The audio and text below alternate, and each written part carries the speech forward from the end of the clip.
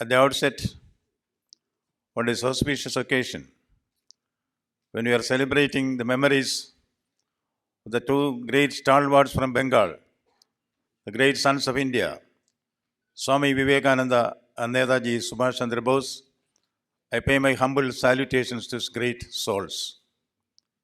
It is said, the heights by great men reached and kept were not attained by sudden flight. They, while their companions slept, were toiling upward in the night. These two great sons of Bengal, the great sons of India, they have proved it to the last decimal. Yes, Vivekananda is known as the person who, at such a young age, interpreted the whole of India to the outside world. He told the entire world in the Parliament of Religions in Chicago what India is, what Indianism is, what India stands for. I remember a picture where Sri Ramakrishna Paramahamsa puts his blessed feet on the chest of Vivekananda at the age of 18. Vivekananda came to Ramakrishna with a lot of questions, vexing questions in his mind, questions of existential reality. Where do I come from? Where do you go to? Why am I here? Who am I? Am I alone? Lot of vexing questions which troubled him. With one touch of the solemn feet, all these doubts were dispelled. Almost like Gautama Buddha getting enlightenment under the Bodhi tree, Vivekananda also got enlightenment from Sri Ramakrishna Paramahamsa. What is enlightenment that he gave? The entire meaning of the complex questions. What is matter? What is mind? The complex relation between matter and mind, which have been vexing the whole world. There is serious things can be said in a lighter vein. Once when Dr. Sarvepalli Radhakrishnan, when he was a Spalding professor of Oxford, Spalding professorship is something which is very, very coveted in the academic world. He was Spalding professor of Oxford not once but twice. One day in the Royal Albert Hall, there was a discourse by Dr. S. Radhakrishnan. He will answer the two questions. What is matter? What is mind? The entire intellectual world, the professors, the philosophers are all assembled there. Dr. Radhakrishnan stood up in a tall figure with his headgear. Looks a majestic figure. And the shortest speech which he made was on this complex question, the relation between matter and mind. He asked the question first, what is matter? The entire world waited with bated breath to listen to the answer to this complex question. What is matter? Answer, never mind. Second question, what is mind? Answer, does not matter. This is the way in which he simplified the complex question. Now Vivekananda had the same doubt. What is matter? What is mind? Arjuna had the same doubt. Arjuna had existential problems when he was not ready to fight his own kith and kin in the battle of Kurukshetra. There, Bhagavan tells him what the Bhagavad Gita. I do not want to go into the details of Bhagavad Gita. The simple question by the blind king, Om Dharmakshetre Kurukshetre, Samaveda Yutsava, Mamaka Pandavaschaiva, Kima Kurvada Sanjaya. A simple question. It just means what is happening in the battlefield of Kurukshetra between my sons and the sons of Pandu. Question is very simple. But the answer is the simplest answer to the complex questions of existence in the world. Bhagavan says, Jadasya dhruvar mrityam. Jadasya dhruvar mrityam. Dhruvam janma mridasya ja. Tasmad apariharyate natvam sojidam arhasi. If you are born, you will die. If you die, you will reborn. Why fret about it on issues over which you have no control? Isn't it the same thing which comes in the materialistic poem Rubaiyat of Amar Khayyam? Unborn tomorrows, dead yesterdays. Why fret about them if today be the sweet? See, the two roots are different. One is materialistic, one is spiritualistic. But the answer is the same. Unborn tomorrows and dead yesterdays. Why fret about them if today be the sweet? Jadasya dhruvar mrityam, dhruvam janma mridasya ja, tasmad apariharyate natvam shojidam arhasi. As a student, I did not understand the meaning of this. Even now, I do not understand the meaning of all these things. Because when you say body is nothing, the soul is everything, but I can feel my body, I can touch it, I can smell it, but I cannot touch my soul. There also a simple answer is given in the Bhagavad Gita by Bhagavan. Nayanam chindanti shastrani, Nayanam chindanti shastrani, Nayanam dagati pavagaha, na chainam kledayandiapo, na shoshiyati mairathaga. Indestructibility of the soul. Nothing can, the arrow cannot pierce the soul, water cannot melt it, fire cannot burn it, the wind cannot waft it away. That is the permanence of the soul. Body is not permanent. These are all matters of philosophy which we thought that ordinary persons cannot understand. It is the same revelation which Vivekananda got from Ramakrishna Paramahamsa. After all, we have an existential solution also to all our problems. We believe that paritranaya sadhuna, whatever happens, whatever the worries in our life, ultimately we have hope. Paritranaya sadhuna, cha dushkrita, dharma samsthapanatthaya, sambhavami yuge yuge. That is a hope. The Indian heritage, when we speak about Indian heritage, what Swami Vivekananda did is to spread the soft power of India. At that time, when he addressed the audience in Chicago, the word soft power may not have been there. What is soft power? The Harvard professor, Joseph Nye, he has come out with a profound revelation, which the rishis of India had done it millennia back.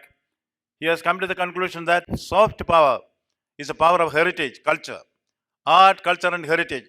That constitutes a soft power of a nation. India is one country which has the best soft power in the world. But we are not even in the first 30th countries to project our soft power. Because we have to have pride in ourselves, pride in our heritage.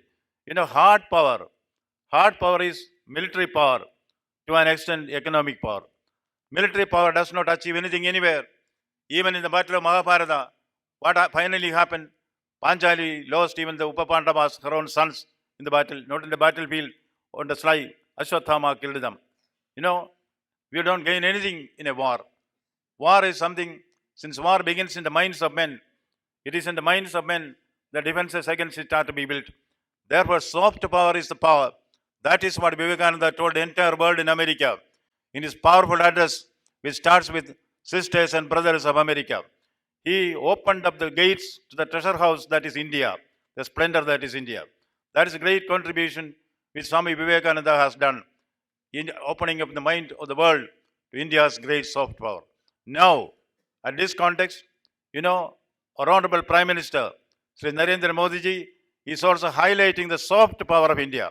And he has launched what is called the Kala Kranti, which is called the Kala Bharat, through art, culture and heritage, to win over the world through influence, not through military power. That is India's soft power, which was first explicated by none other than Vivekananda. I remember one anecdote which was told by Ramakrishna Paramahamsa, which is relevant even to India today. When Sanatana Dharma is under attack, we should remember this anecdote by Ramakrishna Paramahamsa. There was a serpent. Nobody likes a serpent. Everyone hates a serpent. The serpent is very hard. Why are people afraid of me? They are running away from me. They hate me. Why? A sadhu came that way. The sadhu told him, you do one thing. You stop biting. Then all your problems will be over.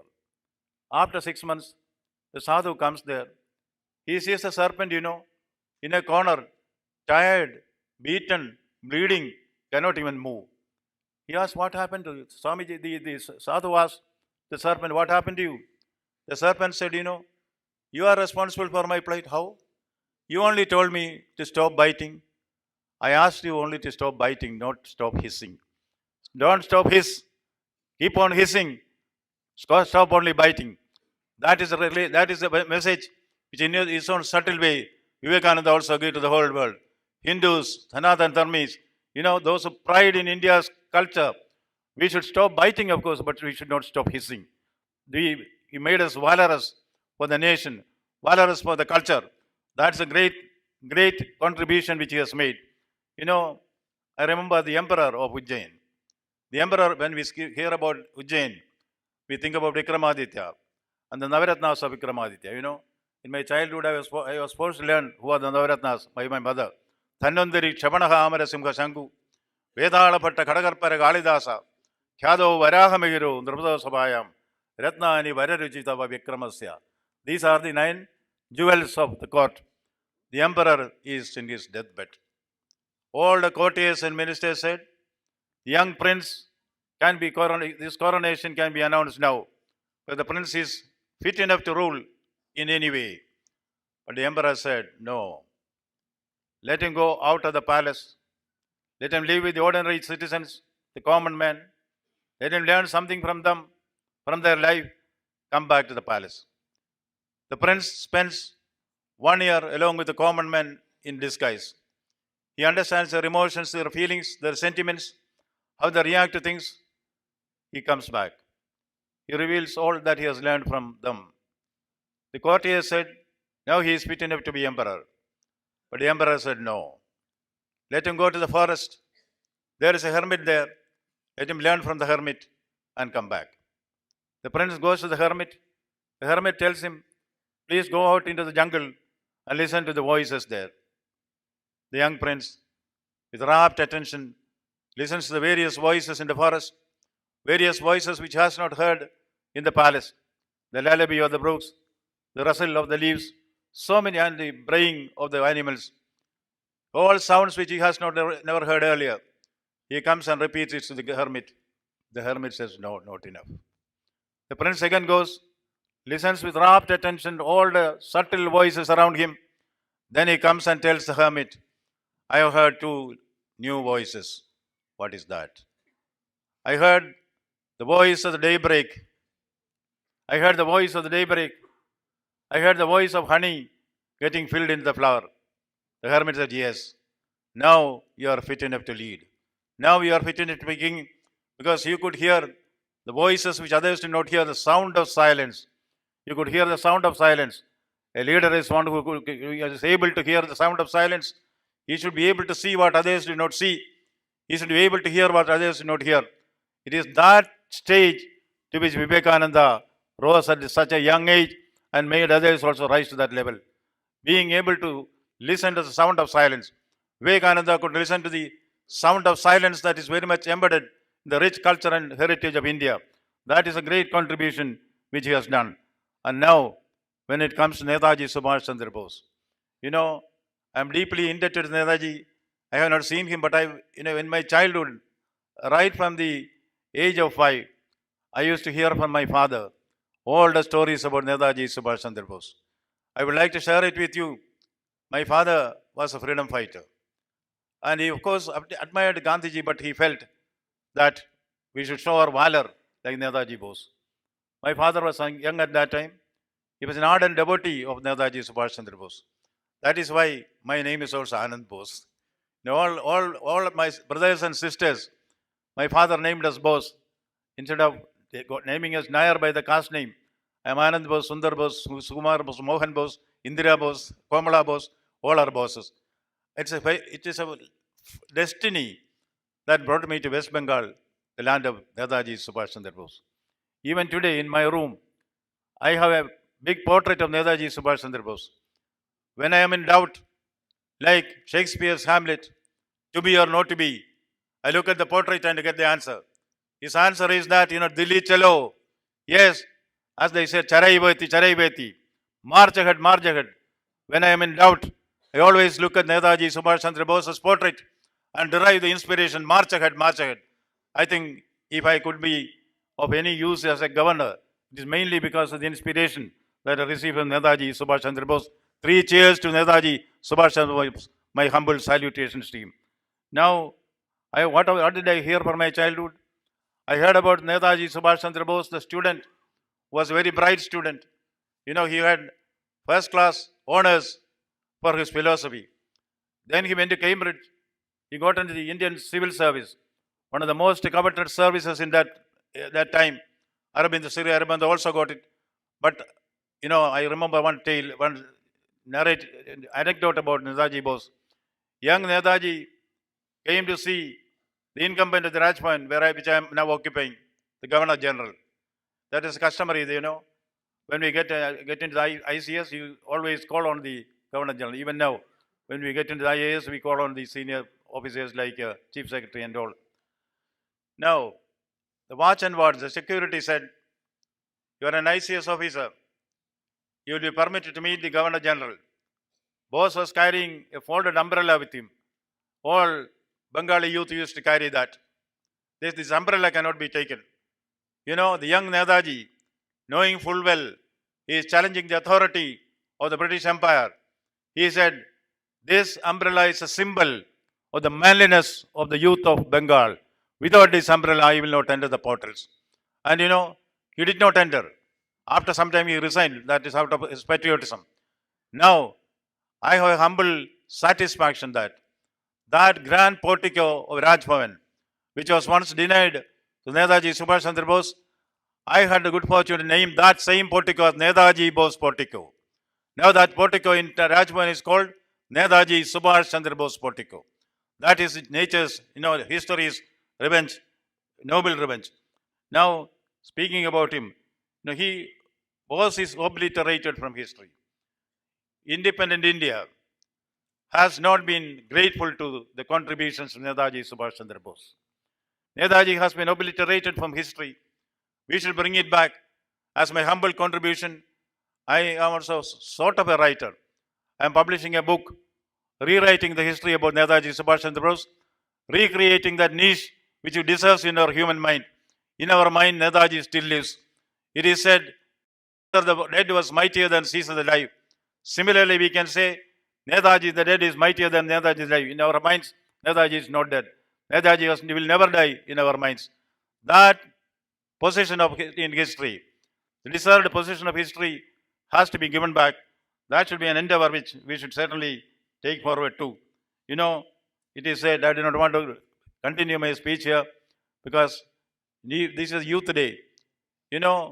This is the youngest country in the world. Youngest country in the sense, we are going to be having the average age of the youth. We will be the youngest country. The demographic dividend is something which is a great asset and capital for India to grow and prosper. Youth are not creations of the past. Youth are not creations of the past or custodians of the present. They are creators of the future. Youth are not creations of the past or custodians of the present. They are creators of the future. Nothing should be kicked opaque from the youth. That should be the attitude which the nation takes. India is great. We should assert India is great. India is strong. We should assert India is strong. In the Mahabharata, there is a scene. Arjuna takes the vow. Today, before the battle ends at sunset, I would have slain Jayadratha. If not, I will commit self-immolation. Pitched battle takes place that day. Jayadratha is not slain. The sun has set. Arjuna sits in his chair, stupefied as what to do. Then, with a whip of the hand and a mischievous smile, Lord Krishna sees that the sun has risen again. Arjuna doesn't know what to do. Jayadratha is celebrating his victory in front of Arjuna's rath. Now, with a quizzical smile, Krishna asks Arjuna, Arjuna, the sun is above you. Sun is above you. Weapon is in your hand. The enemy is in front of you. Act, Arjuna, act. Act, Arjuna, act. India is telling the youth, act, youth, act. Act, Bengal, act. Act, India, act. That is a message which Vivekananda and Netaji Subhas Chandra Bose gave to us. That is why 23rd of January, birthday of Netaji Bose, we are celebrating our Parakram Day. That is the right title to be given to that day. Parakram. India's valor, most representative of India's valor is none other than Netaji Subhas Chandra Bose. As Winston Churchill said about the Royal Air Force, we can say about Vivekananda and Subhas Chandra Bose, never before has so much been done. Never before has so much been done to so few, to so many in so short a time. Never before has so much been done by so few to so many in so short a time. Yes, that is the sum total of what Vivekananda and Netaji Subhas Chandra Bose has done to the nation.